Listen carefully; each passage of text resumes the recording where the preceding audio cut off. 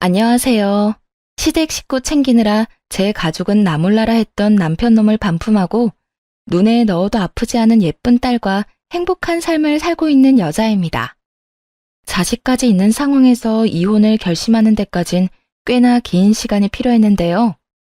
오랜 시간 긴 고민 끝에 결정한 이혼은 인생에서 가장 잘한 결정인 것 같아요. 물론 긴 시간 고민한 만큼 겁도 많이 나고 힘들기도 많이 힘들었지만요. 결혼 생활을 돌이켜보면 참 힘든 시간들이었거든요. 양가 집안은 저희를 도와줄 여유 따윈 없었고 그야말로 사랑 하나 가지고 한 결혼이었어요. 그나마 믿을 거라곤 젊음과 남편의 직장뿐이었는데 딸이 3살이 되던 해 남편의 회사가 어려워지며 남편은 결국 권고사직까지 당하게 되었죠. 참 막막했어요.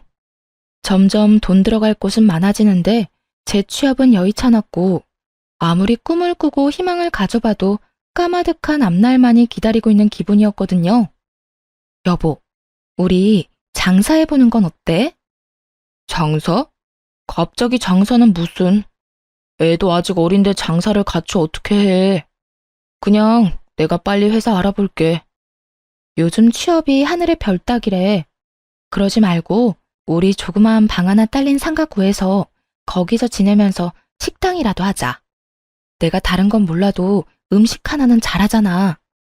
이중으로 월세 나갈 일도 없고 애도 같이 보면서 할 수 있으니까. 지금보단 더 좋을 것 같은데 어떻게 생각해? 그런가? 듣고 보니 그것도 괜찮은 것 같네. 나 퇴직금 받은 것도 있고 이 집 보증금 빼고 대출 조금만 받으면 어떻게 가게는 얻을 수 있을 것 같긴 하다. 그런데 진짜 힘들 거야. 당신 괜찮겠어? 괜찮고 안 괜찮고가 어디 있어. 젊을 때 고생은 사서도 한다는데. 우리 힘들어도 열심히 살아보자.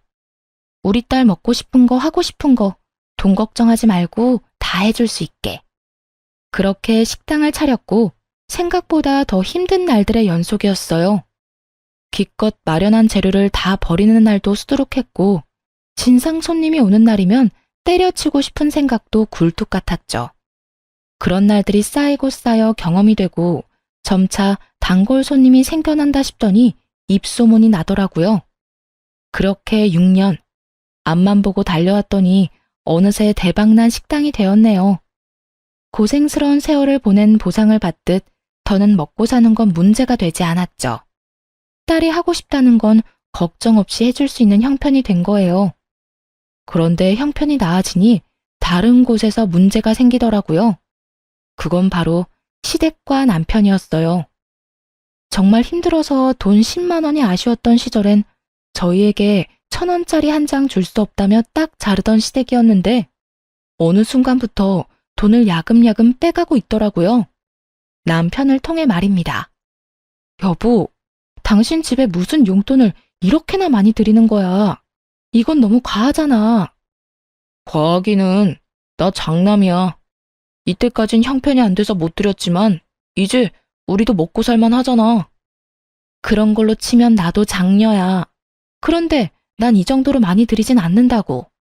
이때껏 못한 건 죄송하지만 용돈은 형편껏 해드려야 할 거 아니야. 우리가 이 돈 없으면 굶어 죽는 것도 아닌데 좀 적당해라. 남들 다 부모 호강시켜줄 때 나 몰라라 했던 게 한이 돼서 그래. 그러니까 당신이 조금만 이해해줘. 남편의 심정이 이해되지 않는 건 아니었어요. 장남이기도 했고 여유가 생겨 가족을 돕고 싶은 마음을 이해 못하는 것도 아니었고요. 그런데 시댁에 주는 용돈 금액이 점점 더 커지고 남편의 남동생, 즉 시동생이 장가를 갈 때 집을 사주는 모습을 보곤 이건 아니란 생각이 들더라고요. 언제까지 장사가 잘 되리라는 보장도 없는데 미래는 생각지도 않고 버는 족족 써버리니까요. 미래가 불안한 것도 있었지만 일할 맛도 나지 않더라고요. 시댁 식구 배를 불려주려고 일하는 건가 싶은 생각이 들었죠. 여보, 이번에 서방님 집 해준 거 우리도 무리였던 건 당신도 잘 알고 있지? 무리는 무슨, 그까짓 돈 또 벌면 되잖아. 그까짓 돈? 우리가 벌고 싶다고 하면 언제까지나 잘 벌 수 있대? 도대체 뭘 믿고 돈을 그렇게 쓰는 거야? 우리 딸 아직 어려. 대학도 가야 하고 시집도 보내야 하는데 이렇게 버는 대로 다 줘버리면 어쩌자는 거야? 아, 진짜 말 맞네. 그러면 하나뿐인 동생이 장가를 간다는데 우리처럼 월세살이 시켜? 우리도 이만큼 고생했으니 너도 그 정도 고생은 해라. 이러란 말이야? 아, 말을 말자 말을 말아. 여기까지만 해. 더는 도움 주지 말란 말이야. 지금까지 한 것만 해도 장남으로서 차고 넘치게 했다고. 나 진짜 앞으론 가만 안 있을 거야. 정말 진짜 진심이야. 알겠어? 그래, 알겠어. 아, 알겠다고. 잔소리 좀 그만해. 이젠 결혼할 동생도 더 없다고. 남편은 짜증 가득한 약속을 했고 한동안은 조용했어요. 그러는 와중에 제 여동생이 결혼을 하게 되었고 결혼 선물로 좋은 침대를 사주고 싶더라고요. 어릴 때부터 동생이 좋은 침대를 가지고 싶다고 했었거든요. 그래서 침대를 알아보기 시작했는데 남편이 어떻게 알았는지 화를 내더라고요. 당신 처제 결혼 선물로 침대 사주려고 그래? 왜? 왜? 몰라서 물어? 침대가 얼마나 비싼데 그런 걸 결혼 선물로 한다는 거야? 당신 정신이 있어 없어? 기가 막히더라고요. 본인은 지 동생 결혼 선물로 집 사는 데 쓰라며 거금을 보태준 건 기억에서 아예 지워버린 듯 했죠. 그러고선 뻔뻔스럽게도 고작 침대로 화를 내더군요. 거기에다 그간 남편이 시댁에 쓴 돈이 얼만데 왜 저딴 핀잔을 들어야 하는지도 이해가 되지 않았고요. 당신은 당신 집에 간이고 쓸개도 다 빼주고 다니면서 난 내 동생 결혼 선물로 침대 하나 못 해줘? 아니, 아무리 그래도 침대는 아니지. 그냥 이불이나 좋은 거 사줘. 그러면 되지. 당신이 그렇게 좋은 거 막 해주면 처제도 부담스러워한다고. 말 같지도 않은 소리를 잘도 해대더라고요. 그래서 어떻게 했냐고요? 뭘 어떻게 했겠어요. 대꾸할 가치도 없는 말은 사뿐히 무시하고 가격대가 있는 침대를 선물했죠. 동생이 참 기뻐하더라고요. 그간 식당 일이 바쁠 때마다 와서 동생은 돈 한 푼 받지 않고 돕기도 했고 언니로서 뭐 하나 제대로 해준 것이 없어 마음이 불편했거든요. 동생이 그다지도 기뻐하는 모습을 보니 뿌듯한 기분이었어요. 동생에게 침대를 선물한 사실은 당연히 남편의 귀에도 들어갔고 또 당연하다시피 시댁에서도 알게 됐더라고요. 너 그게 사실이니? 네 동생 결혼하는데 비싼 침대 선물했다는 거. 네, 사실인데 무슨 문제라도 있나요? 무슨 문제? 그걸 몰라서 물어? 침대 비싼 거는 한두 푼도 아닐 텐데 그렇게 굳이 왜 침대를 선물해? 그냥 좋은 이불 세트면 되지. 그렇게 헤프게 낭비하면 돈을 어떻게 모으니? 동생에게 침대를 사준 것으로 둘이 얼마나 긴 토론을 해댔는지 남편의 말과 토씨 하나 틀리지 않고 읊어대는 시모의 말을 듣는데 이대로는 안 되겠다 싶더라고요. 이때껏 돈은 돈대로 쓰면서도 생색 한 번 내지 않았더니 그래서 이토록 당당한가 하는 생각이 들기도 했고요. 어머님, 저 이번에 동생한테 돈 쓴 거 처음이에요. 아범은 사방님 결혼할 때 집 사는데 보태라며 큰돈 턱턱 내놨잖아요. 그것뿐인가요? 시댁에 돈 필요할 때마다 아범한테 받아간 거 다 알고 있어요. 재작년에 이사도 아범이 시켜줬고요. 제가 제 동생한테 고작 침대 하나 사준 게 그리도 싫으시면 환불할게요. 대신 이때껏 아범한테 받아간 거 다 돌려주세요. 그러면 저도 침대 환불하고 동생한테는 이불로 다시 사줄 테니까요. 이렇게까지 강하게 나올 거라 생각하지 못했는지 시모는 조금 당황한 듯 했지만 물러서진 않더라고요. 뭐야? 너 지금 나 협박하니? 협박이라뇨? 정당한 요구인데요. 돈은 아범이나 저나 같은 시간 같은 고생해서 버는데 쓰는 건 아범이랑 시댁에서 다 쓰잖아요. 저희가 돈 못 모은 건 다 시댁 때문이라고요. 시댁이랑 친정이랑 똑같니? 어디 비교할 게 없어서 시댁이랑 친정을 비교하는 거야? 우리 아들이야. 장가가도 우리 집사람이지만 네 동생은 시집 가면 그만인데 돈을 왜 써? 요즘 세상이 어떤 세상인데 그런 말씀을 하세요? 하여튼 전 동생한테 침대 정도는 꼭 해줄 생각이니까 정 제가 친정에 뭘 하는 게 싫으면 아까 말했다시피 이때껏 아범한테 받은 거 다 돌려주세요. 그러면 침대도 환불하고 친정에 돈도 안 쓸게요. 너 진짜 이딴 식으로 나올 거야? 네, 저 이제 이딴 식으로 굴려고요. 그러니까 더는 제가 번 돈으로 뭘 하든 상관하지 마세요. 앞으로 저 몰래 아범한테 큰돈 받아내는 것도 그만하시고요. 시모는 아무 말도 연락도 없더라고요.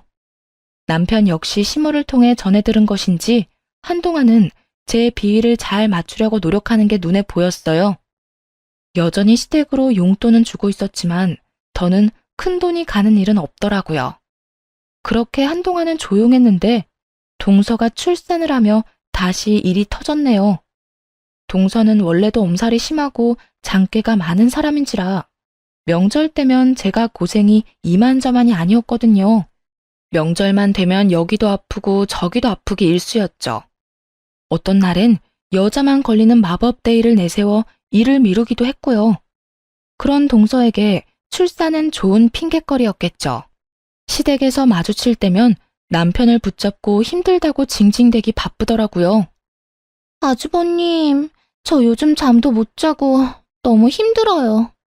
그이도 회사 일로 바빠서 아무것도 못 도와주고 독박 육아하려니 너무 힘들고 우울해요. 어쩐지 재수씨 안색이 창백하다 싶었는데 힘들어서 그런 거였어요? 네. 아기가 내려놓기만 하면 우니까 화장실도 제대로 못 간다니까요. 도우미분이라도 계시면 좀 살만할 것 같은데 그이 월급으론 도우미까지 부르긴 부담스럽고 그렇다고 혼자 다 하려니 너무 힘들고 지치네요. 그러면 제가 도우미 불러드릴게요. 그까짓 돈 얼마나 한다고. 도와주실 분 불러드릴 테니 걱정하지 마세요. 어머, 정말이요? 아주버님, 너무 감사해요. 역시 우리 아주버님밖에 없다니까. 말릴 틈도 없이 벌어진 상황에 참 기가 막히더라고요. 그렇다고 서방님이 능력이 안 돼서 도우미를 못 부르는 형편도 아니었죠. 심지어 육아휴직을 내고 아기를 같이 돌보고 있다는 걸 아는데도 거짓말을 살살 해대더라고요. 더 열받았던 건 전 육아를 하다 손목이 움직이지 않는 상황에도 돈이 아까워 사람도 부르지 못하고 혼자 육아를 했었거든요. 그걸 떠올리자 더욱 화가 치솟았죠. 오죽하면 호탕하게 웃고 있는 남편의 얼굴에 손에 잡히는 대로 던져버리고 싶은 심정이었으니까요. 그렇게 저만 빼고 화기애애한 시댁 모임이 끝나고 집으로 돌아오자마자 남편과 크게 다퉜어요. 여보, 진짜 미쳤어? 도우미 부르는 돈이 한두 푼인 줄 알아? 하루만 불러주는 것도 아니고 적어도 일주일에서 2주일은 불러야 할 텐데 나하고 상의 한마디 없이 그렇게 말하면 어떻게 해? 아, 진짜 적당히 좀 해라. 같은 여자로서 재수씨가 불쌍하지도 않아? 그러는 나는 당신은 내가 불쌍하지도 않아? 나도 온몸에 파스로 도배를 했어. 일하느라 안 아픈 데가 없다고. 이런 나는 본 척도 안 하면서 재수씨가 힘든 꼴은 그렇게 보기가 힘들디? 그래서 나한테 상의도 안 하고 그런 큰 결정을 덜컥 한 거냐고. 가게 일은 당신 혼자 다 해? 나도 해. 가게에서 나온 수익금 중엔 내 몫도 있다고. 내 돈으로 내가 가족을 위해서 좀 쓰겠다는데 이렇게까지 사람을 몰아세워야 속이 편해? 이렇게까지 몰아세우게 만든 사람이 누군데? 어떻게 당신은 당신 집 일이라면 앞뒤 없이 지갑이 바로 열려? 그리고 뭐? 당신 돈? 정확히 해야지. 그건 당신 돈이 아니라 우리 돈이야, 우리 돈. 아, 진짜? 그러면 이러지 말고 우리 수익 분배를 확실하게 하자. 정확히 반반 나눠서 어디에 얼마를 쓰든지 간에 서로 간섭하지 말자고. 좋아, 그렇게 해. 나도 버는 사람 따로 쓰는 사람 따로 있는 이 생활 불만 많았다고. 당신 집에 온 재산 다 털리고 후회나 하지 마. 지금이야 돈 있으니까 당신한테 최고라고 해주고 당신 치켜 세워주지. 당신한테 돈 떨어지는 순간 다 끝이야. 당신 식구들이 당신 도와주기나 할 것 같아? 우리 가족이 돈만 밝히는 당신 같은 줄 알아? 그리고 내가 왜 돈이 떨어져? 지금처럼 장사만 열심히 하면 돈 떨어질 일이 뭐가 있다고. 군말하지 말고 이제부터 딱 절반으로 나눠. 알겠어? 정말 목 끝까지 차오르던 말이었는데 남편이 먼저 해주는 것도 모자라 저리도 강하게 요구하니 고맙기까지 하더라고요. 다음 날부터 돈 관리를 따로 하기 시작했고 살림에 드는 돈도 정확히 반반씩 내서 생활비로 쓰기로 했죠. 이미 시댁에는 이런 일이 다 소문이 났는지 미운 털이 단단히 박힌 상태라 온갖 트집을 잡으며 저를 귀찮게 했지만 괜찮았어요. 돈으로 엮이지 않으니 확실히 스트레스가 줄었거든요. 트집 잡는 거야 반박하거나 말로 돌려주면 되니 그렇게까지 힘들지 않았고요. 하나마나한 공격인 거죠. 그렇게 각자 생활하며 나름 평온한 나날을 보냈어요. 눈에 넣어도 아프지 않은 딸이 무럭무럭 자라는 게 인생의 낙이었죠. 그런데 어느 날 밤 딸이 이상하더라고요. 왜인지 기운이 없어 보인다 싶더니 금세 온몸에 열이 오르기 시작했어요. 해열제를 먹여봤지만 열이 떨어지는 건 잠시뿐이었고 더는 지체하면 안 될 것 같은 상황이었어요. 긴박한 순간이 되자 그래도 아이의 아빠인 남편밖에 생각나는 사람이 없더군요. 그래서 늦은 시간까지 들어오지 않고 있던 남편에게 전화를 걸었어요. 왜? 여보, 어떻게 해? 애가 열이 펄펄 끓어. 약을 먹여. 집에 약 있잖아. 먹였는데도 열이 안 떨어져. 어딘데? 병원에 가게 빨리 좀 와. 나 지금 못 가. 승철이랑 재수씨랑 오랜만에 데이트 좀 하라고 방금 내보냈단 말이야. 내가 지금 가면 애는 누가 봐? 다른 사람도 아닌 딸이 아프다는데 조카를 봐야 하니 못 온다고 태연하게 말하는 남편의 말을 듣는데 기가 막혀 말이 안 나오더라고요. 그렇게 말문이 막혀 아무 말도 하지 않고 있는데 그 뒤로 이어진 남편의 말은 더욱더 가관이었습니다. 그리고 애가 아프면 119를 불러야지 왜 나한테 전화를 해? 심각한 거면 119 불러서 병원에 가고 좀 참을 만하다고 생각되면 택시 불러서 응급실을 가. 그러면 되잖아. 하여튼 난 바쁘니까 알아서 좀 해. 지금 그걸 말이라고 해? 애가 아파서 애 아빠한테 전화한 게 잘못이야? 아니, 당신 애가 아프다는데 이것보다 더 중요한 일이 세상에 어디 있어? 당신 진짜 애 아빠가 맞긴 해? 내가 틀린 말 했어? 애가 아프면 병원에 가야지. 애 아빠가 간다고 애가 괜찮아져? 별것도 아닌 걸로 사람 귀찮게 좀 하지 마. 별것도 아닌 거? 당신 진짜 그렇게 생각하는 거야? 됐어. 또 시댁 일에 눈 뒤집혀서 정작 지 가족은 눈에도 안 보이는 거겠지. 또 무슨 말을 그렇게 해. 당신도 잘 알 거 아니야. 육아한다고 두 사람 제대로 된 데이트도 못하는 거. 오랜만에 데이트 좀 하라고 내보냈는데 이제 와서 내 애 아프다고 들어오라는 말을 어떻게 해? 하여튼 난 바쁘니까 알아서 해. 딸이 아프다는데 동생네가 데이트를 해야 하니 조카를 봐줘야 해서 정작 지 애한테는 못 온다는 남편. 너무 황당한 말을 들으니 순간적으로 머리가 멍해지더라고요. 이놈이 정말 미쳤나 싶어서 말이죠. 남편은 바쁘다며 전화를 끊어버렸고 결국 전 119를 불러 딸을 데리고 병원으로 갔어요. 다행히 고열은 잡혔지만 화는 서서히 끓어오르기 시작하더군요. 이딴 인간도 남편이라고 계속 믿고 사는 것이 맞는가 하는 생각이 들기도 했고 시간이 지나도 남편이 변할 거란 생각은 들지 않았어요. 이혼한다면 아빠 없이 자랄 딸이 마음에 걸리긴 했지만 이런 아빠라면 굳이 필요하지도 않을 듯 했고요. 무엇보다 딸에게 도움은커녕 상처만 될 것 같기도 했죠. 그렇게 이혼 쪽으로 마음이 기울어진 상태에서 집으로 돌아갔고 집에는 조카를 보느라 많이 지친 남편이 침대에 누워있더라고요. 그 꼴을 보기 싫어 눈을 감고 싶었는데 다음 순간 나온 남편의 말은 정말 온 정이 떨어졌네요. 왔어? 뭐래? 괜찮다지? 적당히 웃음이 섞인 질문. 정이 떨어지는 것은 물론이고 겨우 가라앉힌 화가 다시 확 오르더라고요. 지금 웃음이 나와? 당신이 그러고도 아빠야? 애 걱정은 전혀 안 해? 걱정하면 뭐가 달라져? 그리고 괜찮으니까 집에도 온 거 아니야. 피곤하면 잠을 자. 괜히 나한테 짜증내지 말고 말이야. 내가 지금 피곤해서 당신한테 짜증내는 줄 알아? 당신이 하는 행동이 화가 나서 이러는 거야. 애가 아프다는데 한다는 말이 119를 부르라고? 누군 119 부를 줄 몰라서 당신한테 연락한 줄 아냐고. 그래도 당신이 우리 딸 아빠니까 연락한 거였지. 나도 무섭고 걱정되니까 그런 순간에 당신하고 함께 있고 싶어서 그래서 연락한 거였다고. 그만 좀 해라. 애만 멀쩡하면 된 거지. 별것도 아닌 걸로 성질 좀 내지 마. 우리 딸한텐 당신이 있었고 그때 조카한테 나뿐이었으니까 어쩔 수 없는 상황이었잖아. 가족끼리 서로 돕고 살면 좋은 거지. 언제까지 그렇게 따지고 둘 거야? 입에 발린 말이라도 미안하다. 나도 어쩔 수 없는 상황이었다.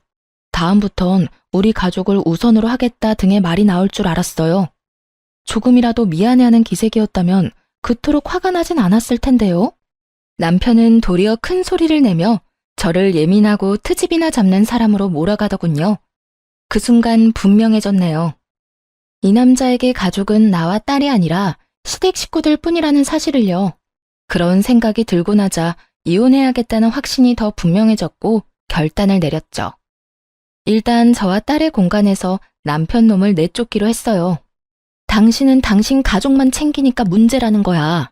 결혼하고 당신이 최우선으로 챙겨야 할 가족은 나랑 우리 딸이라고. 시댁이 아니라 우리가 1순위가 되어야지 왜 늘 다른 사람이 1순위야? 난 우리를 2순위로 여기는 가정은 필요 없으니까 계속 그런 식으로 다른 사람부터 챙기려거든. 거기 가서 살아. 여기서 이러고 있지 말고. 뭐? 지금 나보고 나가라는 거야? 나가라면 누가 겁낼 줄 아나? 나도 마주치면 싸우기만 하는 이 집구석 들어오기 싫었다고. 제발 들어와 달라고 연락이나 하지 마. 걱정하지 마. 하늘이 두 쪽이 나도 당신 같은 인간한테 연락하는 일은 없을 테니까. 화를 내더니 그 길로 남편은 집을 나가버렸고 바로 이혼 준비를 하기 시작했죠. 이혼을 준비하며 알아보니 생각보다도 더 많은 돈이 시댁으로 흘러들어갔더라고요. 결혼한 지 2년밖에 되지 않은 동서에게 들어간 돈도 꽤 많았고요. 당연하다면 당연하게도 차용증 한 장 없이 말입니다. 돈 관리를 따로 하기 시작한 시점부턴 거의 돈을 물 쓰듯 썼더군요. 힘들었던 시절은 생각지도 않고 피땀 흘려 번 돈으로 시댁 식구들만 챙기는 남편의 행동은 이혼 사유로 충분했죠. 물론 이혼을 결심하며 딸이 걱정스러운 건 있었어요.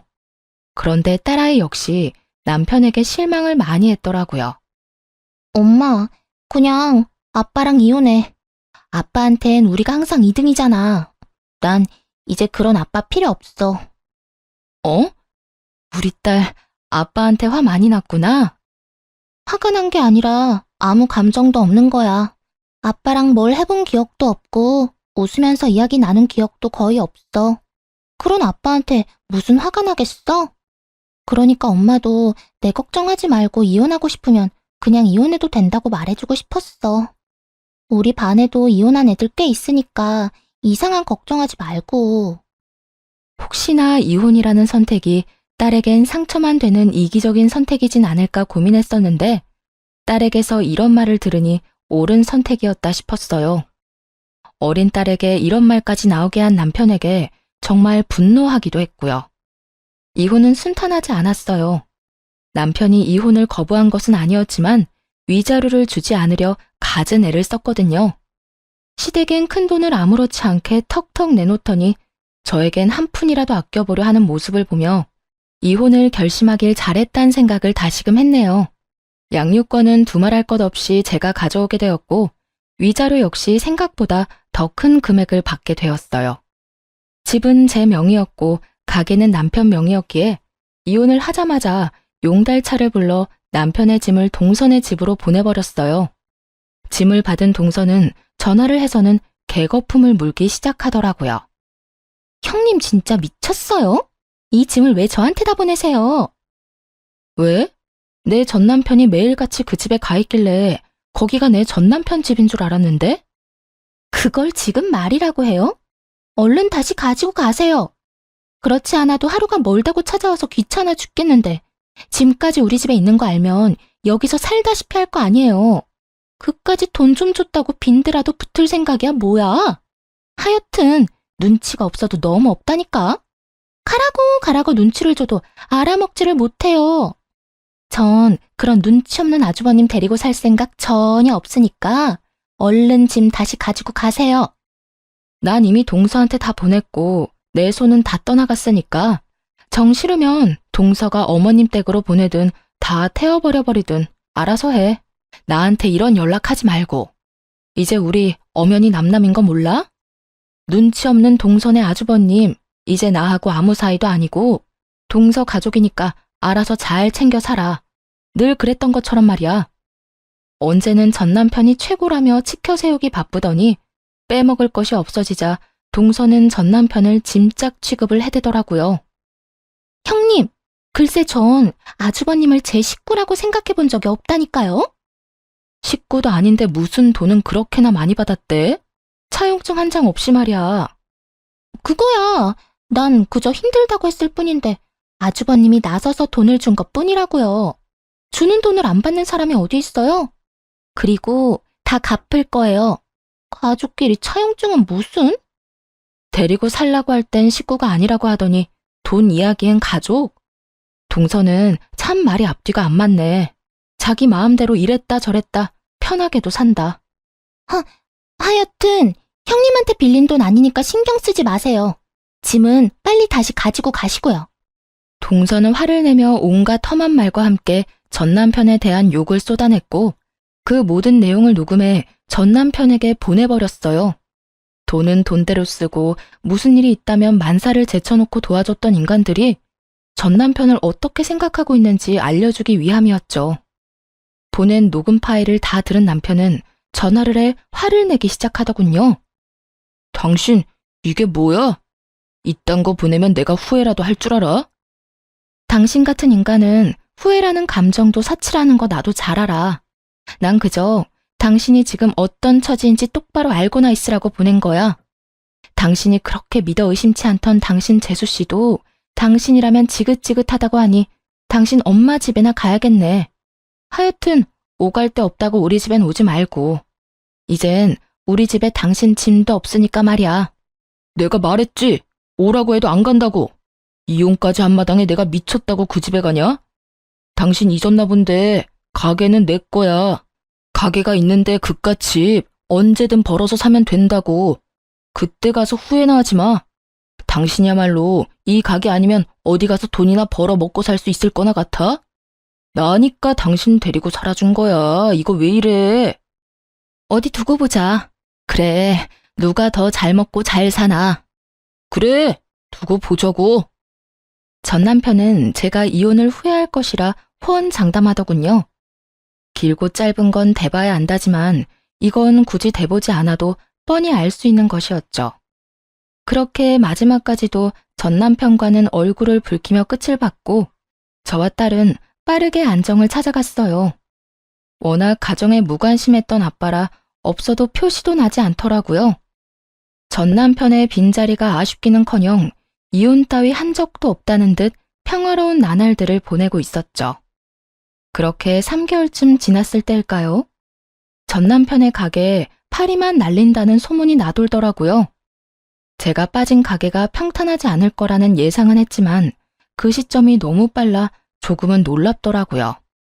도대체 어떻게 된 것인지 궁금해지던 찰나 전 남편에게 연락이 왔어요. 여보, 나 요즘 너무 힘들다. 우리가 힘들게 일군 가게 문 닫기 직전이야. 그래, 망해간다는 소문이 여기까지 들리더라. 말아먹을 건 알고 있었지만 3개월은 너무 빠르지 않아? 어떻게 6년 동안 일군 가게를 3개월 만에 말아먹을 수가 있어? 그게 우리 이혼하고 난 뒤에 일손이 부족해서 우리 가족한테 일 좀 도와달라고 부탁했었거든. 그런데 아무도 안 도와주는 거야. 엄마는 온몸이 아프다고 그러더니 쇼핑이나 다니고 동생이랑 재수씨는 아기 핑계대고 여행 다니더라. 돈 받아갈 땐 간이고 쓸개고 다 빼줄 것처럼 굴더니 정작 내가 필요할 땐 아무도 안 도와주는 거 있지? 내 연락도 차단해버리고 말이야. 결국엔 직원을 구했는데 그 직원이 식자재 관리를 잘못하는 바람에 손님들 장염 걸리고 식품위생청 신고 들어오고 난리도 아니었어. 들어보니 망해가는 식당의 지름길을 밟고 있더라고요. 잘못된 식자재 관리에 단골 손님들의 장염, 칭찬이 가득했던 가게 리뷰엔 각종 악플만 가득하다고 하더라고요. 음식 맛이 변했다는 것부터 해서 더럽다, 직원들이 불친절하다, 다신 가지 않겠다 등 영업 정지는 물론이고요. 하소연하며 울먹이는 전 남편의 말을 듣고 있는데 더 말을 섞고 싶지도 않았네요. 식자재 관리는 직접 해라. 사장이 친절해야 직원도 친절하다. 쓰레기통에서는 개도 밥 먹기가 싫다 등등. 입이 마르고 닳도록 말했었는데 단 하나도 새겨듣지 않아 일어난 일들이더군요. 거기에다 전 시댁 인간들까지 한몫했고 말이죠. 왜 아무 말도 없어? 나랑 이제 말도 하기 싫어? 당신 같으면 당신이랑 말 섞고 싶겠어? 그러게, 내가 뭐라고 그랬어? 당신한테 식구는 우리라고 했었지? 돈은 돈대로 뜯기고 가게는 가게대로 말아먹고 다 망해가는 거 자랑질이라도 하려고 연락했니? 왜 연락한 거야? 아니, 넌 그냥 일이 이렇게 되고 나니까 당신 생각나서 연락했어. 당신 말이 다 옳았다 싶기도 해서 말이야.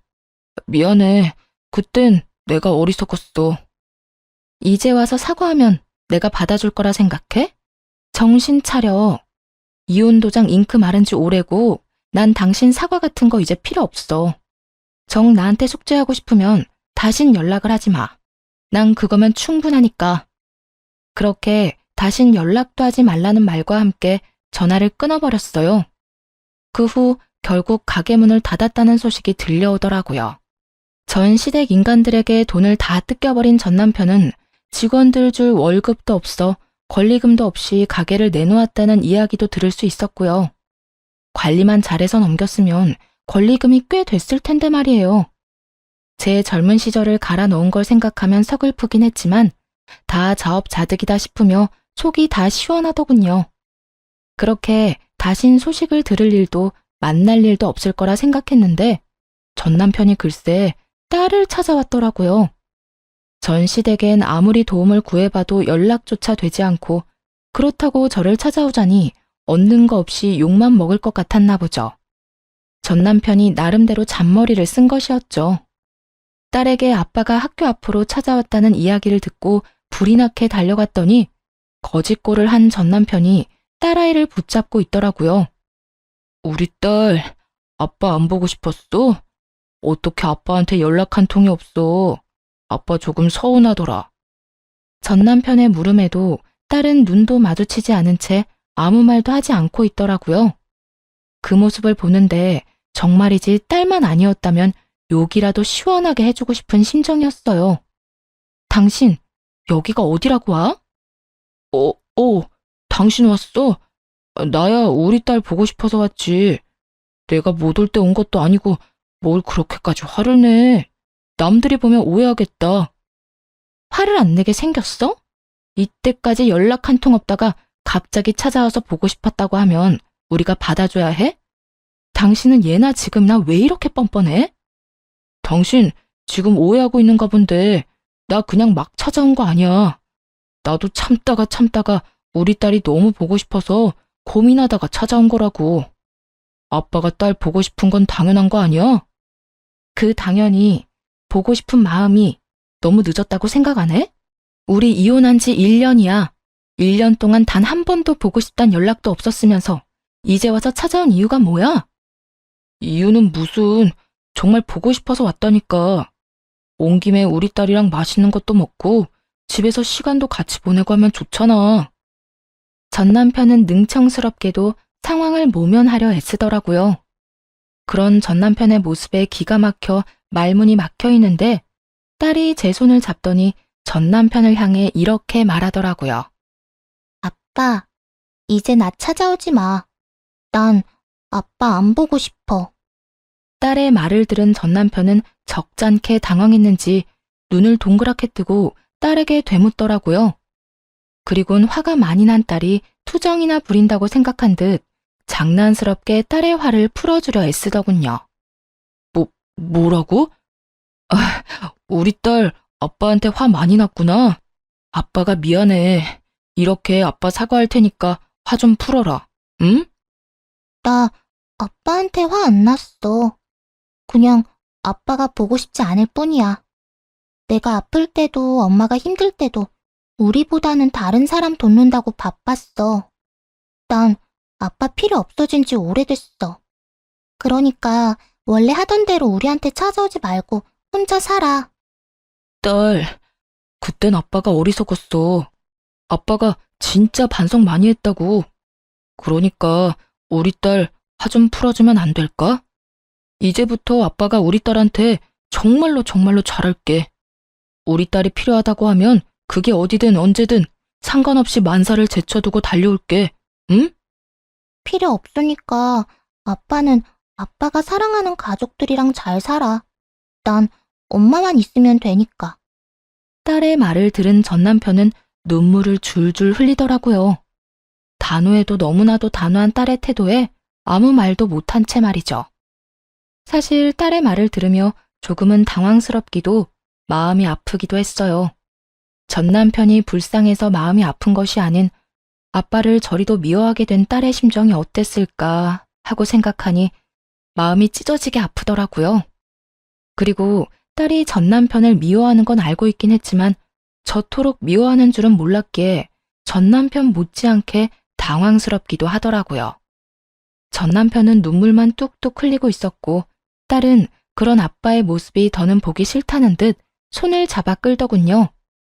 그게 전 남편을 마지막으로 만난 날이었어요. 딸에게 그런 말까지 들은 전 남편은 더는 찾아오지 않았으니까요. 이젠 정말 끝이라고 생각했습니다. 그런데 끝날 때까지 끝난 것이 아니더라고요.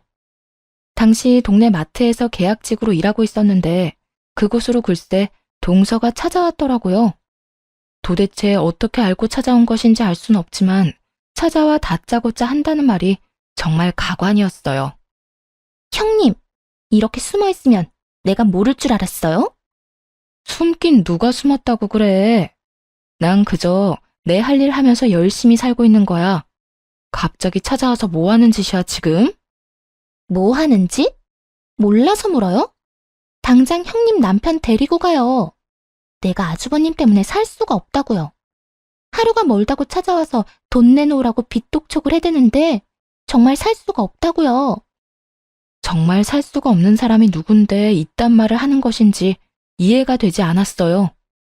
동서는 마치 제가 이혼했다는 사실을 모르는 사람처럼 몰아세우기 시작했고 그런 뻔뻔한 태도에 화가 점점 치솟기 시작했죠.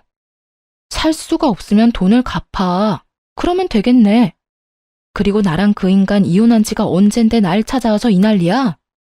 여기서 난동 그만 부리고 동서 아주버님하고나 잘 이야기해봐. 말이 통했으면 여기까지 찾아왔겠어요? 내가 정말 살 수가 없다고요. 이미 동네에 소문까지 나서 이사해야 할 판국이라고요. 그래? 이사하려면 집 팔아야 하잖아. 집 판 김에 돈 갚으면 되겠네. 기억하지? 그 집 살 때 그 인간이 큰 돈 보탠 거. 도움받은 금액이 꽤 큰데 입 싹 닫지 말고 얼마라도 좀 갚아. 사람이 그 정도 양심은 지키면서 살자. 어? 형님, 정말 이러실 거예요? 동서는 본격적으로 언성을 높이며 행패를 부리기 시작하더라고요. 여기 귀 먹은 사람 없어. 소리 못 낮춰?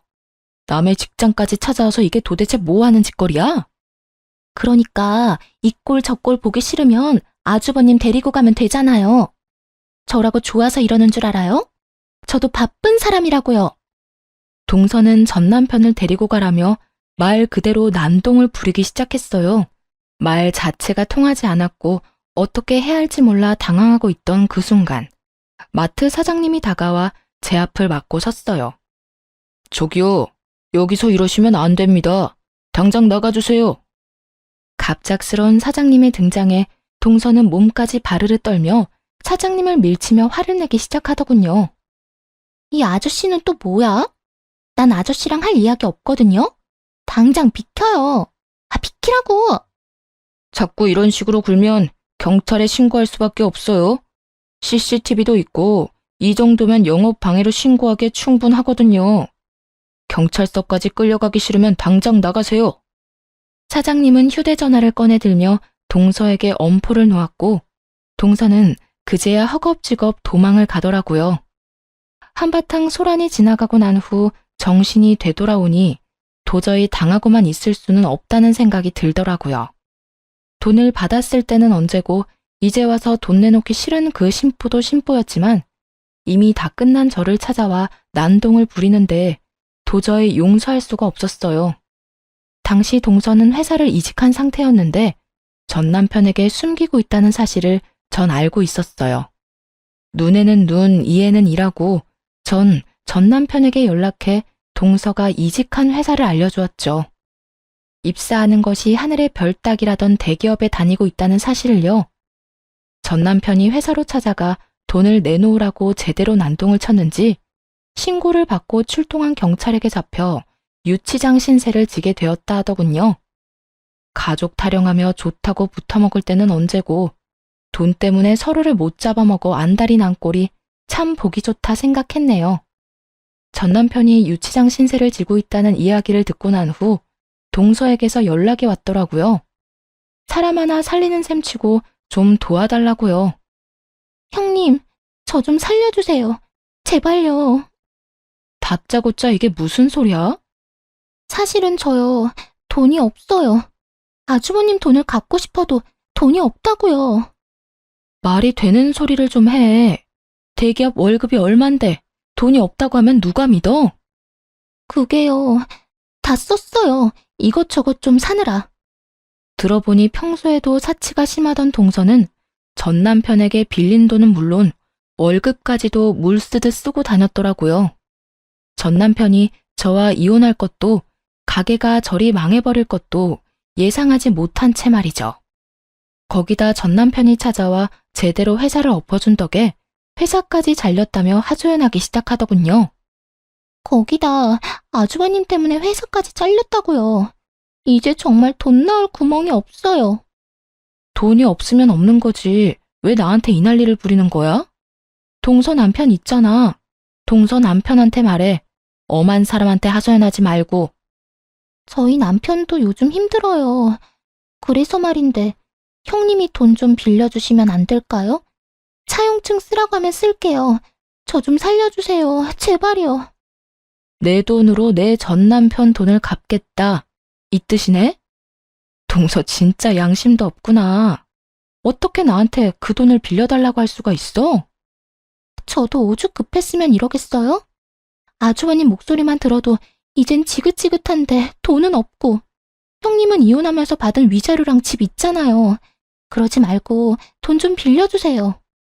돈을 빌리는 사람이 어찌나 당당한지 누가 들으면 맡겨놓은 돈이라도 있는 건 줄 알겠더라고요.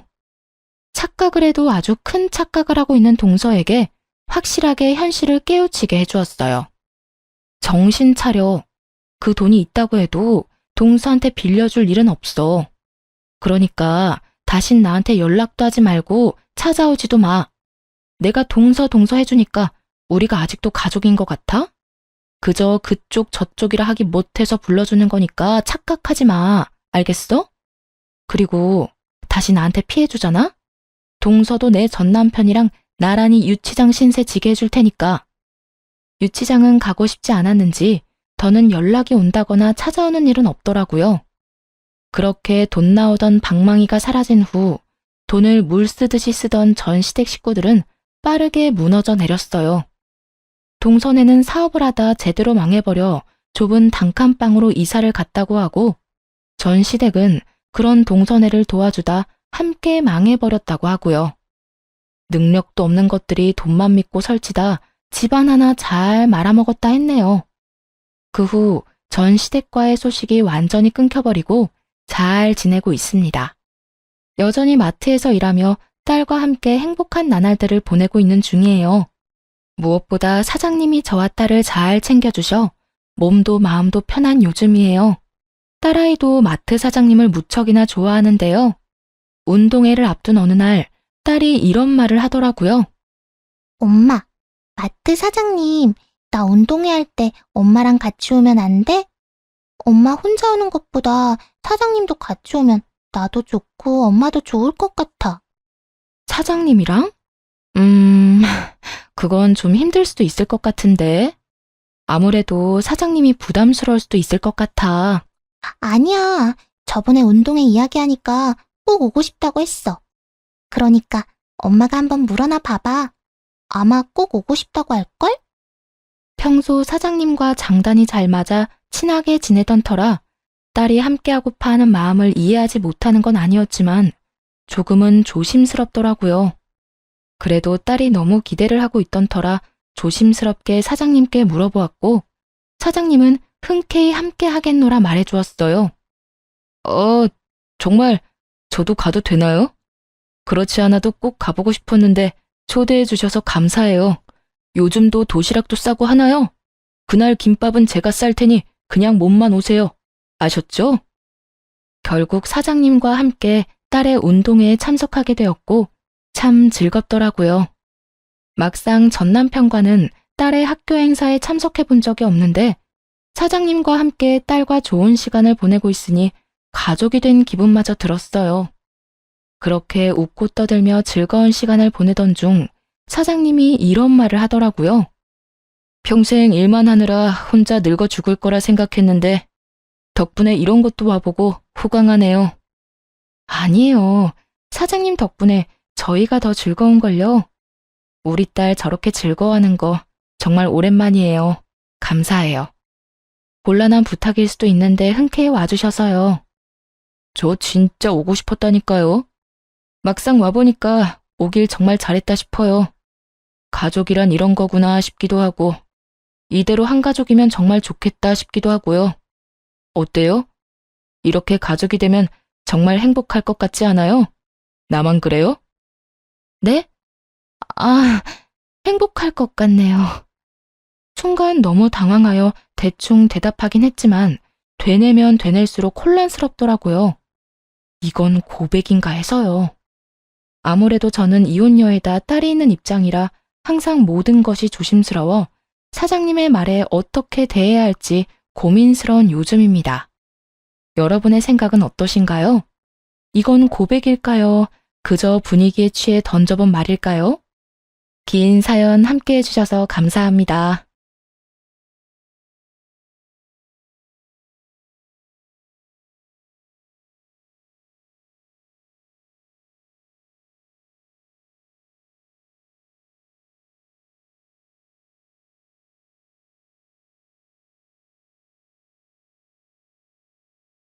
안녕하세요. 올해 부록의 나이가 되었고 신혼의 단꿈에 젖어 살고 있는 여성입니다. 김포와 부천을 오가며 회사를 관리하느라 여간 힘든 게 아니지만 그래도 요즘 최고로 행복합니다. 매출도 잘 나오고 조만간 확장 이전을 할 것 같아 마음이 들떠있기 때문이죠. 제가 이렇게 승승장구할 수 있었던 건 지금까지 해온 사업이 수완이 좋았던 것도 있지만 아마 제 인생의 전환점이 되었던 그 사건이 계기가 되지 않았나 싶어요. 불과 3년 전이긴 하지만 그 일을 겪고 악바리 소리 들어가며 더욱더 일에 미친 듯이 몰두했었거든요. 저는 아무 생각 없이 바쁜 시간을 보낼 수 있어서 좋았겠지만 아마 직원들을 고단했을 겁니다. 아마 직원들은 고단했을 겁니다. 오늘 여러분께 들려드릴 이야기는 제 인생의 전환점을 만들어준 전남편과 시어머니에 대한 이야기입니다. 전남편을 짧고 굵게 이야기하자면 빛 좋은 개살구 같은 사람이었어요. 콩깍지가 씌어서 아무것도 몰랐지만 살면서 점점 뱀 허물 벗듯이 새까만 속을 드러내더군요. 시어머니는 어떤 사람인지 굳이 말씀 안 드려도 아시겠죠? 그럼 인생의 전환점을 만들어준 그들의 이야기 시작하겠습니다. 지금은 이혼을 했지만 편의상 남편이라고 지칭하겠습니다. 저는 서울에 있는 4년제 대학교에서 무역학과 경영학을 전공했습니다. 부모님이 대기업에서 근무하셨다 보니 부족하지 않은 형편에 하고 싶은 거 다 하고 살았습니다. 민정아, 너는 누굴 닮아서 그렇게 유별난다냐? 대학도 그 정도면 네가 골라서 취직할 수 있는데 왜 사서 고생을 하려 해? 아빠, 그래도 인생 살면서 하고 싶은 일 한 번쯤은 해봐야죠. 아버지도 젊었을 때 사고 많이 치셨다면서 할머니가 그러시던데? 야, 임마. 그건 그거고. 너는 얌전히 회사 잘 다니다 시집만 잘 가도 인생 성공한 건데 엄마 아빠는 너 고생하는 거 보기 싫어서 그래. 그러니 잔말 말고 다니던 대학 열심히 다니다 좋은 남자 만나서 결혼해. 전 그렇게 시시하게 살려고 태어난 거 아니에요. 아빠도 제 성격 아시잖아요. 한다면 하는 거. 자꾸 그렇게 속박하려 하시면 저 삐뚤어질 거예요. 어휴, 내 팔자야. 너 그러다 홍기도 놓치고 큰일 난다. 사업은 아무나 하면 다 되는 줄 아냐? 그러다 보기 좋게 망하기라도 하면 어쩌려고 그러냐? 누굴 닮아서 이렇게 똥꼬집인지 원. 누굴 닮긴 우리 둘 골고루 닮았나 보지. 우리 젊었을 때 딱 그 모습이구먼. 이왕 하는 거 한번 믿어나 봅시다. 뒤에서 3등 하던 애가 내가 자극 줘서 이렇게 좋은 대학 떡하니 간 거 봐요. 앵간한 고집이 아니니 지켜보자고요. 망해도 얘가 망하는 거고 그렇게 망해봐야 인생 경험도 되고 좋은걸요. 부모님은 보통의 평범한 사람들처럼 적당히 좋은 대학 나와 적당한 나이에 결혼해 가정을 꾸리길 바라셨죠. 하지만 제가 워낙 외향적이면서 도전적인 성격이라 당연히 제 기준에 맞지 않는 바람이었습니다. 그렇게 대학 졸업 후 마음 맞는 동창들과 작은 사업을 하나 시작했어요. 제가 좀 특이하게 창업 동아리 활동을 했었는데 거기서 마음 맞는 선후배들과 물류 보관 및 유통 사업을 시작하게 된 거죠. 여자가 사업을 한다니 주변에서 우려의 말도 많았고 무엇보다 집안의 반대가 심했습니다. 그래도 자식 이기는 부모 없다고 사업 미천이라며 결혼 자금으로 모아두셨던 돈 5천만 원을 건네주셨어요. 제가 노력해서 성공한 모습을 보여드리면 되겠지 싶어 3년 동안 이리저리 발로 뛰며 일했고 그 결과 짧은 기간에 좋은 투자처도 얻고 여러 기업과 업무 협약도 맺으며 연매출 30억이 넘는 회사로 거듭나게 되었습니다. 솔직히 일반 회사 다니면서 연봉 1억 받기도 힘든데 연매출 30억이면 정말 대단한 거 아닌가요? 물론 모든 게 제 몫은 아니었지만 확실한 성과를 보여드리니 부모님이 정말 기특해 하셨습니다. 아참, 선배 지난번에 혈액원이랑 업무 협약 이야기 나온 건 어떻게 됐어? 물류보관 창고 새로 짓고 냉동고랑 냉장 시스템 새로 들인 보람이 있어야 할 텐데. 다행히 긍정적인 반응이더라. 거리가 가깝기도 하고 보관해주는 기간에 비해 가격도 저렴하다면서 내부 회의하고 연락해주겠대. 아마 좋은 소식이 들려오지 않을까 싶다. 와, 다행이다. 선배가 중간에서 고생 많았어. 그 계약 성사하면 대박인 건데. 말 나온 김에 오늘 곱창에 소주 어때? 나야 좋지. 오늘 일 마무리하고 바로 가자. 오래간만에 기름칠 하겠구만. 스스로 무언가를 일궈냈다는 것에 큰 흥미와 성취감을 느껴 사업에만 몰두하며 지내니 10년이라는 세월이 훌쩍 가더군요. 제 나이 35살이 되던 해 거래처 사장님의 소개로 남편을 만났습니다. 당시 남편은 물류센터에서 일하는 직원이었는데 성실하고 긍정적인 모습에 호감을 갖게 되었죠.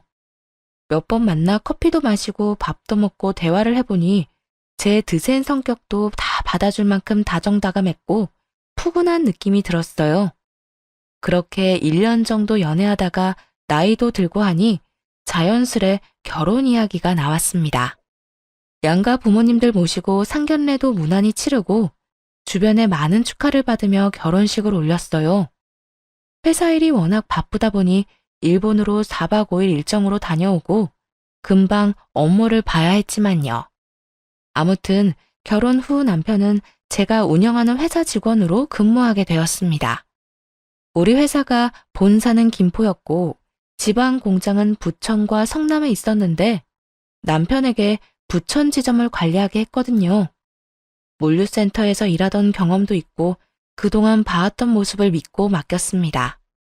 그런데 결혼하고 얼마 되지 않은 시점부터 남편의 행동이 조금씩 거슬리기 시작했어요. 여보, 이번에 엘사에서 나온 벨트랑 구두에 관심이 좀 가던데 혹시 그거 사도 될까? 지난번에 생일 선물로 사준 건? 그건 마음에 안 들어? 아니, 마음에 안 드는 게 아니라 나도 사람들 만나다 보면 눈치도 좀 보이고 다른 사장들은 다 번쩍인 거 하고 다니시더라고. 뭔가 나만 유행에 좀 뒤처지는 것 같아서. 유행은 무슨, 그런 거 다 거칠애잖아. 굳이 신경 쓸 필요가 있을까? 지난번에 김 사장이 나랑 골프 치러 가자고 하셔서 다녀온 적 있지? 근데 나한테 골프채 자랑을 하시는데 프랑스 다녀오시면서 1,000만 원짜리 사오셨다고 자랑하시더라고. 장갑에 무슨 모자까지 의상도 풀세트로 맞추시고 나는 그냥 인터넷에서 구매한 게 다인데 차이가 나긴 하더라. 당신 회사긴 하지만 사업한다는 사람이 중요한 자리에 나가면 아무래도 눈치가 보이지. 그래서 가끔 창피하기도 하고. 뭐 그런 거로 그래. 내가 워낙 그런 거에 신경을 안 써서 그런지는 모르겠지만 내 눈엔 다 사치야. 아무튼 당신이 그렇다면 어쩔 수 없지. 내가 준 카드로 사고 싶은 거 사. 그래도 당신 씀씀이 좀 줄일 필요 있어. 그런 거 많이 사봤자 좋을 거 없어. 제가 사업체를 운영하고 있는 터라 전반적인 경제권을 제가 갖고 있었습니다. 남편에게 공장 하나를 맡긴 뒤부터 뭔가 사치를 부리기 시작한 것 같았죠. 물론 거래처 직원들을 만나고 다니면서 외적인 부분에 대한 고민을 몰랐던 건 아닙니다. 저는 일만 제대로 하면 된다 주의여서 그런 건 나중 문제였거든요. 하지만 남편은 주변 사람들과 비교하며 자신의 처지가 좋지 않다고 신세한탄하기 일쑤였습니다. 뭐 어쩌겠어요. 그래도 남편 기죽어 다니지 말라고 남편이 하고 싶은 대로 하게 놔뒀죠. 그런데 남편이 언젠가부터 마치 자신이 회사를 운영하는 것처럼 주변에 소문을 떠벌리고 다니기 시작한 겁니다. 그뿐만이 아니었어요. 시어머니와 시누이도 이제는 저에게 대놓고 돈을 요구하더군요. 예, 아가, 듣자 하니 너 돈 좀 번다며? 내가 그동안 자세한 걸 몰라서 뭐라 못했지만 이왕 이렇게 된 거 단도직입적으로 말하마. 앞으로 생활비를 좀 대줬으면 좋겠구나. 혼자 몸으로 아들 대학 보내고 하다 보니 돈이 없다. 내가 나이가 들어서인지 더 이상 일도 못하겠고. 아, 네 어머니, 당연하죠. 혹시 얼마 정도 원하세요? 제가 최대한 맞춰드릴게요. 내 주변 양반들한테 물어보면 다들 200 정도씩은 받는다고 하더라. 그래야 하고 싶은 것도 하고 눈치 안 보고 여행도 다니고 그런다면서. 용돈 포함해서 그 정도면 적당할 것 같다. 네, 그럼 다음 달부터 계좌로 입금해 드릴게요.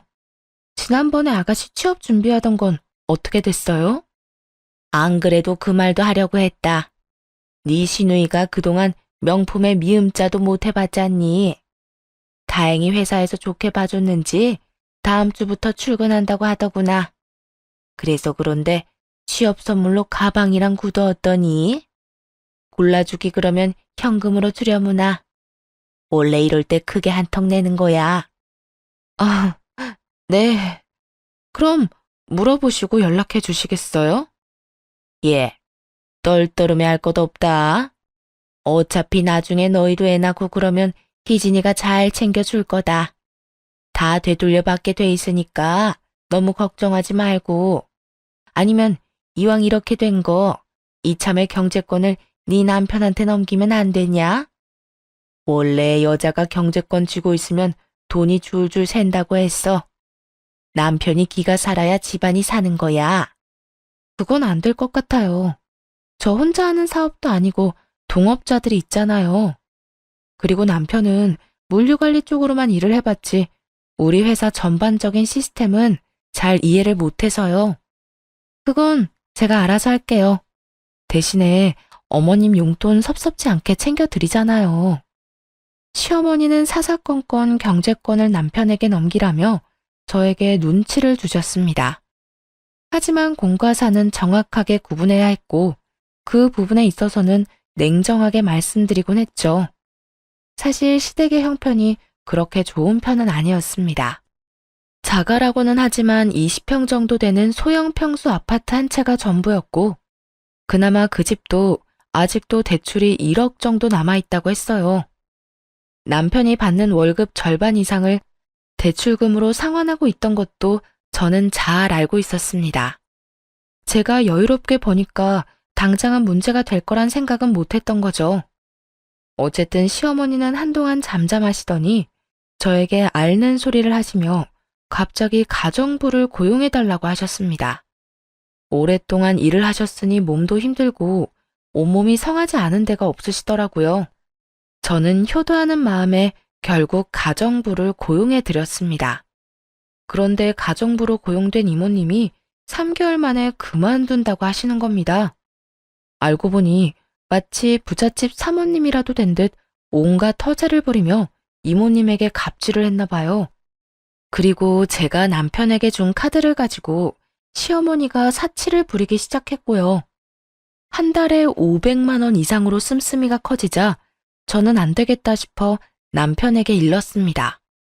여보, 내가 준 카드 어머니 드렸어? 온갖 레스토랑이며 백화점이며 안 쓰신 데가 없더라.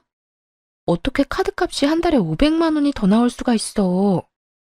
아무리 생각해도 이건 과해. 당신 어머니한테 카드 받아와. 안 되겠다 싶으면 내가 그냥 분실 신고하고 새로 발급받아 버릴 거니까. 이제 보니 너 돈 좀 잘 번다고 유세하는 거네. 네가 회사 대표다 이거야?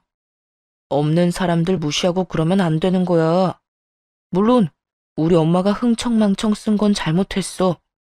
근데 돈 잘 버는 며느리 둬서 그 덕 좀 보겠다고 하는데 나이 든 노인네 이해 좀 해줄 수 없어?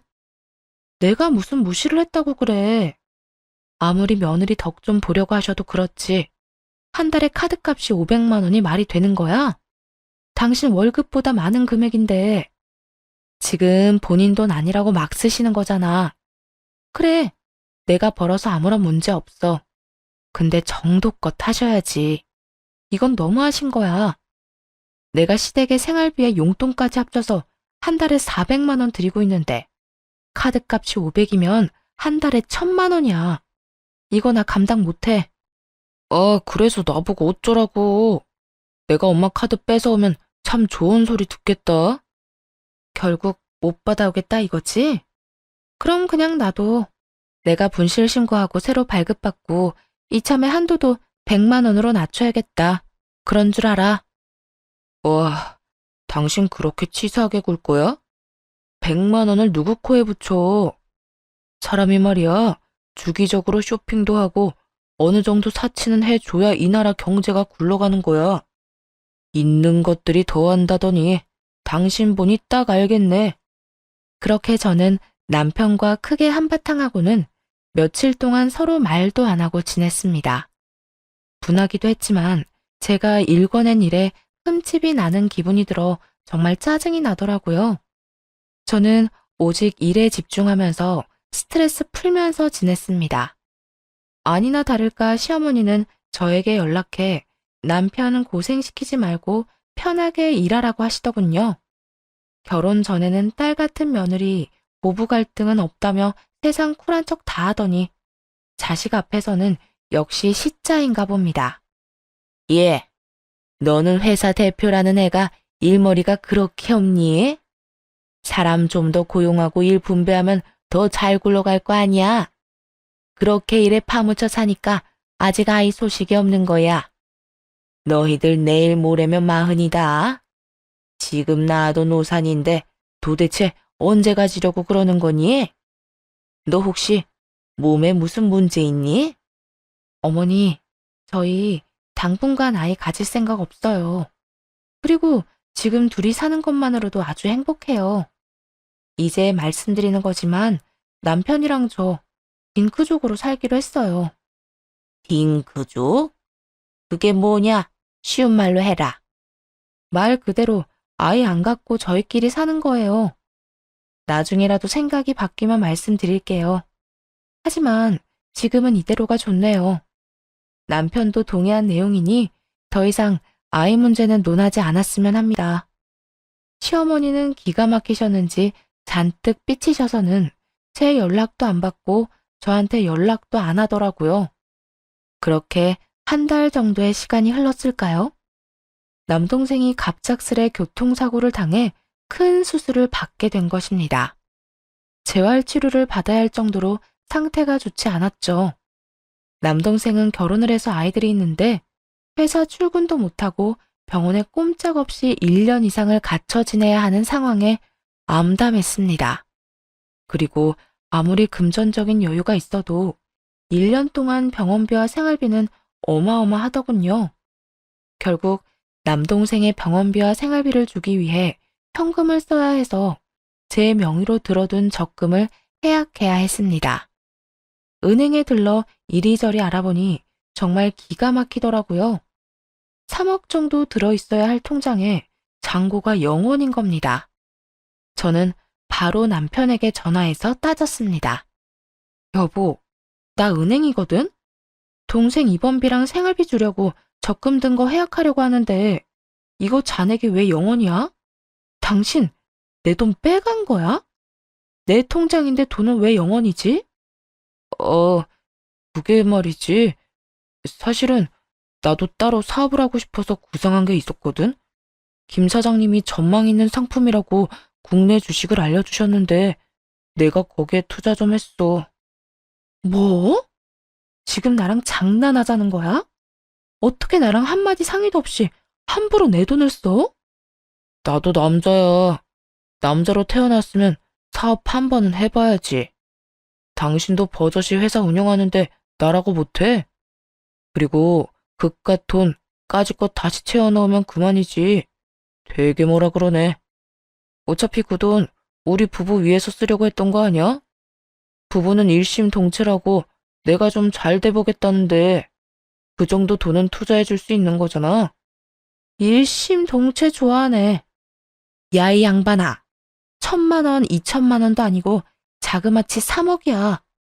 넌 그게 단순 돈 몇 푼으로 보이는 거니? 그거 내가 안 입고 안 먹고 아껴서 겨우 모은 돈인데 네가 뭔데 홀라당 날려먹는 거야?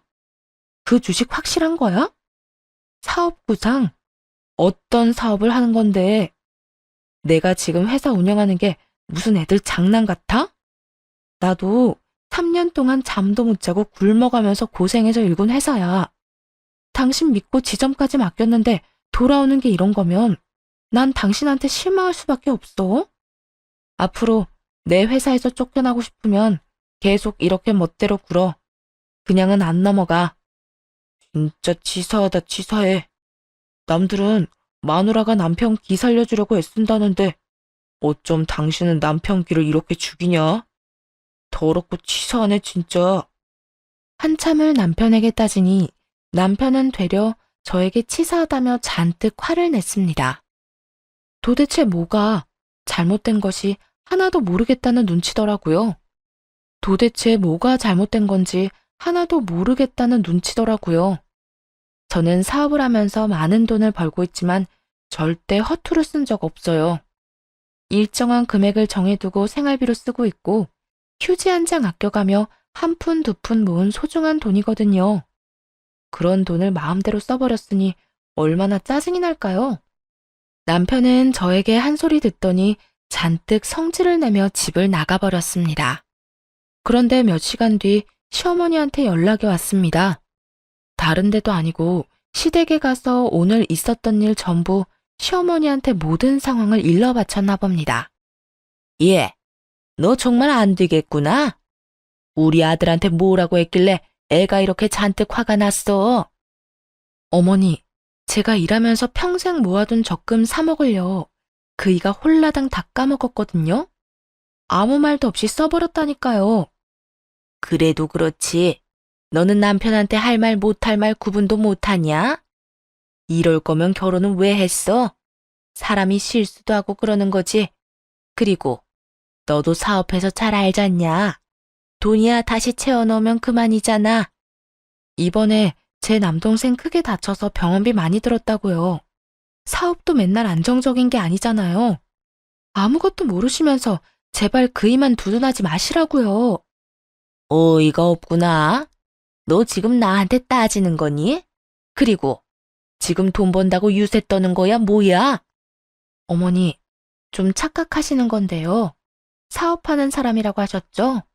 사업하는 사람은 10원, 아니, 1원 단위 하나까지 다 정확하게 계산해야 하는데, 어디 한번 따져 볼까요? 네? 참, 내가 살다 며느리한테 이딴 취급을 받을 줄은 꿈에도 몰랐다. 너 그렇게 돈 좀 갖고 있으면 뭐라도 되는 줄 아나 본데. 싹수 없게 대할 거면 우리 아들이랑 이혼해라. 나도 네 얼굴 보기 싫다. 어머니, 말씀 가려서 하세요. 저도 참는데 한계가 있다고요. 제가 조목조목 따지자 두둔하던 시어머니는 아무 말도 못하시더니 제 남동생을 걸고 넘어지더군요. 입에 담지도 못할 악담을 퍼부어대시며 온갖 욕을 하셨습니다. 그 뒤로 저는 안 되겠다 싶어 시댁과 거리를 두고 살기로 했어요. 남편은 3일 동안 시댁에서 먹고 자고 하더니 쭈뼛쭈뼛 신혼집으로 돌아왔습니다. 그런 남편에게 한 번만 더 금전적인 문제를 일으키면 바로 이혼이라고 못 박아두었어요. 남동생은 수술을 끝내고 열심히 재활 치료를 받았습니다. 걷지 못할 수도 있는 상황이었지만 결국 극복해냈고 조금씩 회복하게 되었죠. 다리에 보조기를 차고 있어야 했지만 다시 회사에 근무할 수 있을 정도로 건강을 되찾았습니다. 어느 정도 시간이 지나고 회사의 재정 상태를 점검하게 됐습니다. 1년에 한 번 정도 분야를 나눠서 전체적인 점검을 실시하는데 최근에 돈 문제도 있고 재정 분야에 좀 더 집중했어요. 표면적으로는 아무런 문제가 없지만 자꾸 금액도 안 맞고 매출 대비 배송된 물건도 적거나 없더라고요. 특히 남편이 관리하던 지점에 뭔가 석연찮은 부분을 발견했습니다. 며칠 밤을 새우며 서류를 일일이 대조해보고 몇 번이고 직접 눈으로 확인했는데 믿지 못할 결과가 나오더군요. 알고 보니 남편이 알게 모르게 회사 돈을 횡령하고 있었고 거기에 시어머니도 가담한 사실을 알게 되었습니다. 가뜩이나 사치가 심했던 두 사람은 회사 돈으로 명품이나 고급 레스토랑에 다니며 온갖 사치를 부리고 있었어요. 남편이 교묘하게 영수증 처리를 하는 바람에 티가 나지 않았던 겁니다. 심지어 남편은 온라인 도박에 빠져 이미 몇 천만 원을 탕신한 뒤였죠. 어이가 없는 상황에 그대로 시댁으로 갔습니다. 남편과 시어머니는 한가롭게 TV를 보며 안주까지 차려 술 한잔하고 있더라고요. 저는 그 두 사람 얼굴에 장부와 횡령 증거를 내던지며 소리쳤습니다. 어머니, 저 다 알고 왔어요. 이거 보시고 딴 말씀 못 하시겠죠? 정확히 어머니는 3천만 원, 저 사람은 1억 2천만 원, 정확히 1억 5천만 원이네요. 당장 제 돈 돌려주세요. 다짜고짜 쳐들어와서 이게 뭐 하는 짓이야? 그리고 내가 엄마한테 용돈 좀 드린 것 가지고 너무한 거 아니야? 영수증 처리 다 했는데 뭐가 문제야? 넌 회사 돈으로 어머니 용돈 챙겨드리니? 네가 가진 돈으로 드려야 하는 게 맞지. 야, 어디 겁도 없이 내 돈도 모자라 회사 돈에도 손을 대? 너 내가 한 번만 더 돈 문제 일으키면 가만 안 둔다고 했지? 세아가, 너도 참 너무하는구나. 어차피 나 죽으면 지금 내가 가진 거 다 물려주고 죽을 텐데 너 정말 야박한 거 아니냐? 어쩜 애가 그렇게 인색해? 우리 가족 아니니? 가족도 가족 나름이죠. 이게 무슨 가족이에요? 그리고 어머니가 가진 게 뭐가 있으시다고. 제가 매달 용돈, 생활비 다 드리고 심지어 제 카드, 지난번에 재발급 받은 것도 다시 뺏어가서 한도 꽉 채워서 쓰시잖아요. 도대체 뭐가 야박하다고 그러시는 거예요? 뭐가 너무한 거냐고요. 엄마한테 큰 소리 치지 마. 당신 정말 질린다. 질리는 건 나지. 당장 이번 주 내로 돈 안 돌려주면 변호사 대동해서 법적으로 대응할 거니까 그렇게 하라. 돈 앞에선 가족이고 뭐고 없어. 더군다나 이해 못할 정도로 뒷돈까지 챙긴 마당에 난 이상 봐주지 않을 거야. 각오하는 게 좋을 거야. 변호사를 선임하던 뭘 하던 알아서 해. 난 분명히 말했다. 이번 주까지 그대로 돌려놔. 저는 그대로 시댁을 나와버렸습니다. 뒤에서 어찌나 빽빽거리며 소리를 질러대는지 귀가 다 아프더군요. 시댁을 나온 뒤 미리 연락해둔 변호사 사무실에 찾아갔습니다.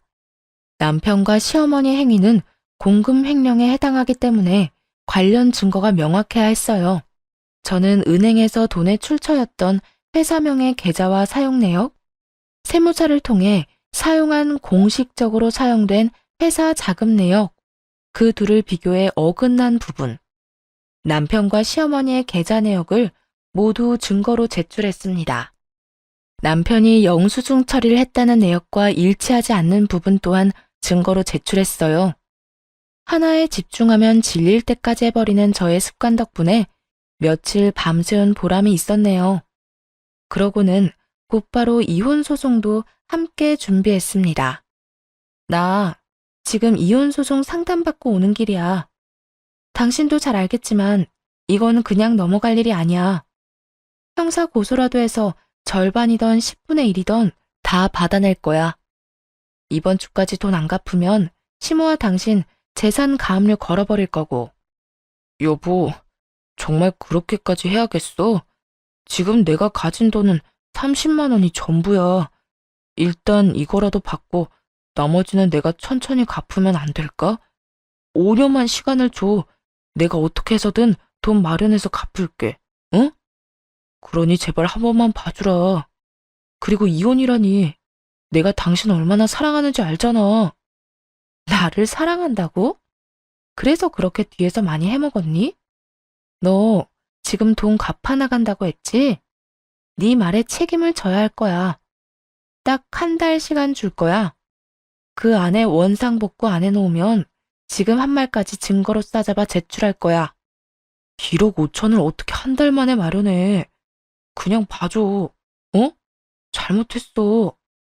제가 정말 행동을 취하니 남편은 발등에 불이 떨어졌는지 울며 불며 매달리기 시작했습니다. 당연히 그 모든 대화를 녹음해 두었죠. 각서 쓰고 지장까지 찍어뒀으니 정신을 차리겠다 싶어 기회를 주었습니다. 그런데 말입니다. 검은 머리 짐승은 거두는 게 아니라고 했던가요? 남편이 다른 여자한테 눈 돌릴 시간이 있었는지 바람까지 피우고 있다는 사실을 알게 되었습니다. 남편이 관리하는 지점 여직원이 양심 고백을 해와서 알게 됐거든요. 격리 직원이랑 그렇고 그런 사이인데 괜히 말해서 잘릴까봐 쉬쉬하고 있는 거라며 저에게 진실을 알려줬습니다. 당연히 사진이며 동영상이며 증거도 갖고 있더라고요. 저는 좀 더 확실한 정황을 포착하기 위해 흥신소 직원 사람을 시켜 남편의 뒷조사를 했어요. 그런데 이 미친놈이 저한테 울며 불며 매달린 그날 저녁에도 내연녀랑 술을 마셨더라고요. 남편에게 지점을 맡겼을 시점부터 지금까지 계속 만나왔던 겁니다. 더 웃긴 건 남편이 횡령한 돈의 일부는 내연녀 원룸을 구하는데 전세 자금으로 썼더라고요. 네, 맞습니다. 그 내연녀와 둘만의 아지트로 사용하고 있는 곳이었죠. 저장님, 그리고 이것도 좀 아셔야 할 것 같아서요. 카페에서 웬 중년 여성분이랑 두 사람이 같이 자주 만났거든요. 근데 이게 아무래도 저는 좀 찜찜해서요. 잘은 모르는데 한번 보시라고 동영상 보내드립니다. 흥신소 직원이 따로 연락해서 건네준 동영상에는 시어머니와 남편, 내연녀의 모습이 담겨 있었어요. 그 동영상을 보고 있자니 정말 다정다감하기 그지없는 모습이더라고요. 동영상에서 들려오는 시어머니의 목소리가 저를 더 자극했습니다. 아이고, 지금 며느리는 도대체 융통성이라는 게 없다. 돈만 잘 벌면 뭐하니? 이렇게 참하고 예쁜 아가씨가 차라리 내 며느리였으면 좋겠다. 너 이참에 정리해버리고 새 출발하렴. 그 전에 이왕 뜯을 거 10억 넘게 받아내. 이혼하면서 위자료도 청구하고. 사람이 너무 화가 나면 감정을 주체하지 못해 눈물이 난다는 거 아시나요? 정말 온몸이 부들부들 떨리면서 눈물이 나는데 분하기도 하고 서럽기도 하고 5만 가지 감정이 교차하더군요. 저는 더는 이렇게 비참하게 살면 안 되겠다 싶어 바로 이혼 소송과 형사 고소를 진행했습니다. 추가로 상간녀 소송도 진행했죠. 이왕 이렇게 된 거 제대로 혼쭐을 내줘야겠다 싶었죠. 고소장? 당신 이거 뭐야? 나한테 시간을 좀 주기로 했잖아. 근데 이게 뭐냐고. 한 번만 기회를 준다고 했잖아. 어떻게든 돈 갚는다니까. 그 한 달 동안 내연녀랑 새 출발할 계획 꾸미고 있다는 거 내가 모를 줄 알았니? 나는 더 이상 할 말 없어. 너도 변호사 선임해서 법정 가서 이야기해. 앞으로 살면서 네 면상 볼 일 없었으면 좋겠다. 정말이지. 너란 인간은 역겹고 더럽고 불쾌해. 이 미친년이 너 말이면 단 줄 아니? 그러는 너는 이혼 소송 이길 수 있을 거라 생각해? 결혼하면서 며느리 도리, 여자로서 해야 할 도리를 네가 다 지켰다면 우리 아들이 이러지는 않았어. 결혼한 지가 언젠데 아이도 없고 너처럼 시어머니랑 남편한테 이렇게 막대하는 며느리는 세상 천지에도 없을 거다. 정말 시끄럽네. 아줌마, 할 말 있으시면 변호사 통해서 하세요. 아, 변호사 구할 돈도 없지? 뭐? 이년이 이제야 본색을 드러내는구나. 그렇게 저는 이혼 소송과 형사고소, 상간녀 소송을 진행하게 되었습니다. 남편은 모든 게 오해라며 저를 다시 구워 삶으려 했어요. 저는 뒷조사에서 찍은 사진, 동영상, 모든 증거를 보여주었습니다. 너 내 뒷조사까지 한 거야? 너 지금까지 나한테 잘한 게 뭐가 있는데? 애초에 결혼하면서 매일 나 무시한 거 아니야? 여자 주제에 돈 잘 번다고 사람 무시할 땐 언제고? 내가 잘한 게 없다고? 그래. 네 기준에서는 그렇게 생각할 수도 있겠다. 그래도 적어도 이거 하나는 기억해. 네가 결혼해서 쓴 돈, 그거 다 내 돈이잖아. 너 월급도 누가 줘? 내가 주지? 끝까지 돈. 진짜 너 같은 여자는 한 트럭을 갖다 줘도 질릴 거야. 너무 싫어.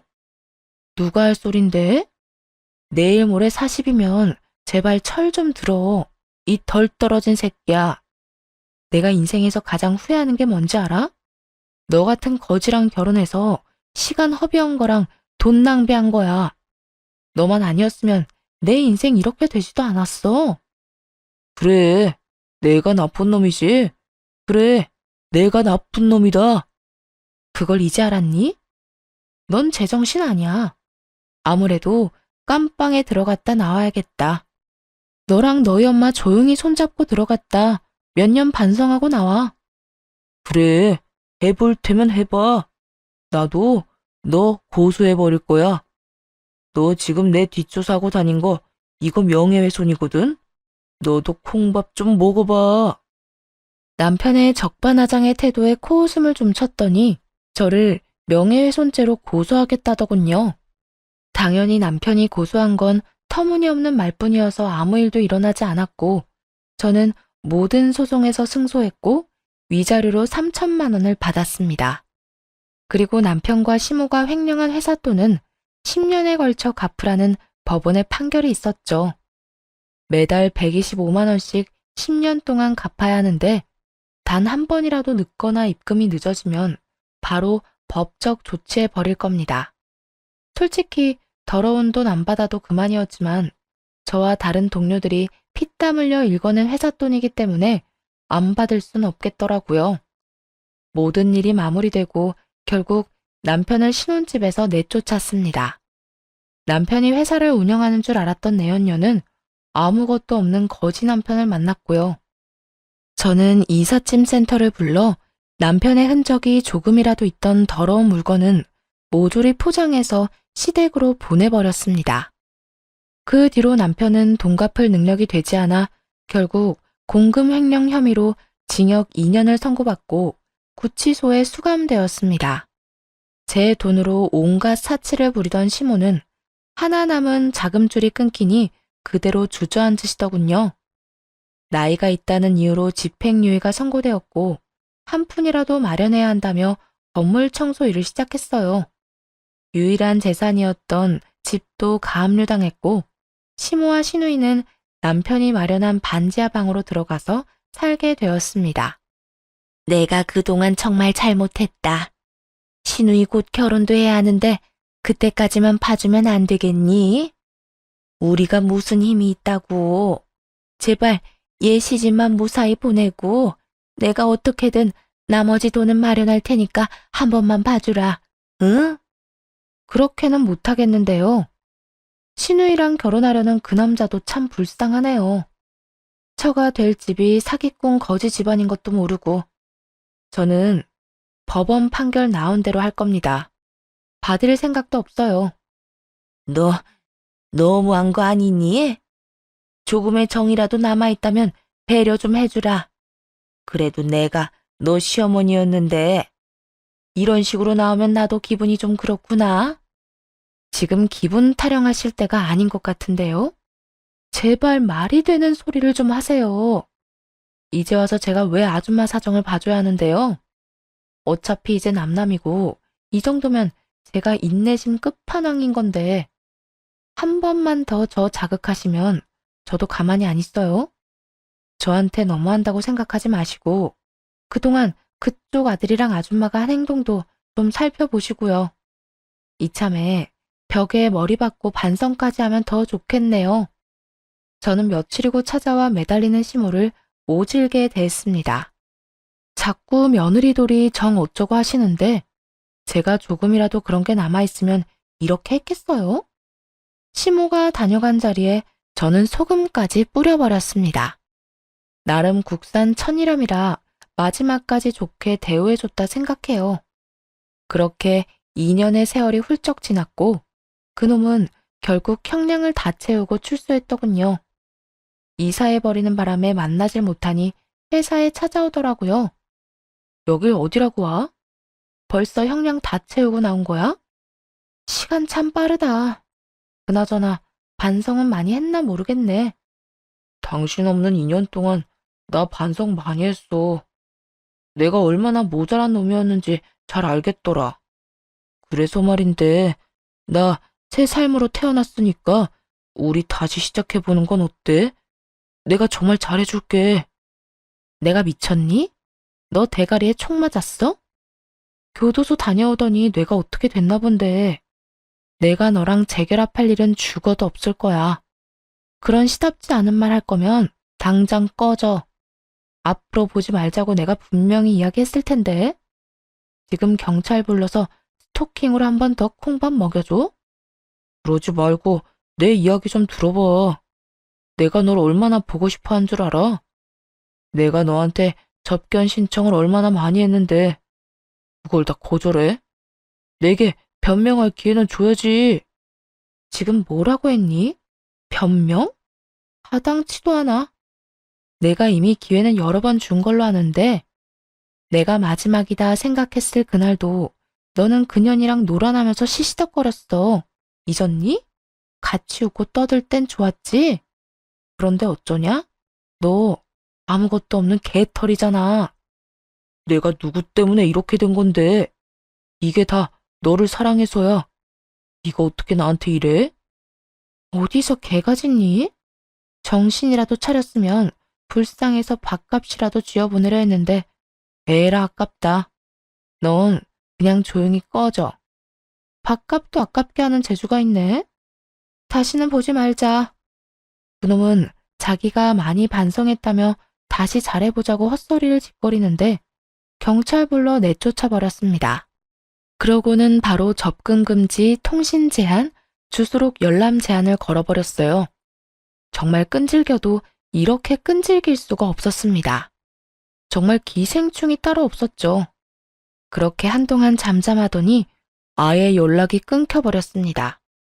지금까지 아무런 소식을 들을 수 없었죠. 그저 통장에 매달 찍히는 125만 원이라는 금액을 보고 어딘가에서 잘 살아있구나 싶어요. 저는 어느 정도 마음을 추스른 뒤 회사 일에 몰두하며 지내고 있습니다. 그러다 제 밑바닥까지 모두 지켜본 회사 동료와 좋은 감정으로 지내다 얼마 전에 혼인신고를 했어요. 창업을 같이 했던 친구고 항상 제가 힘들 때 옆에서 많은 위로를 건네줬던 사람입니다. 부록의 나이가 되어보니 그동안 제가 얼마나 치열하게 살아왔는지 알겠더라고요.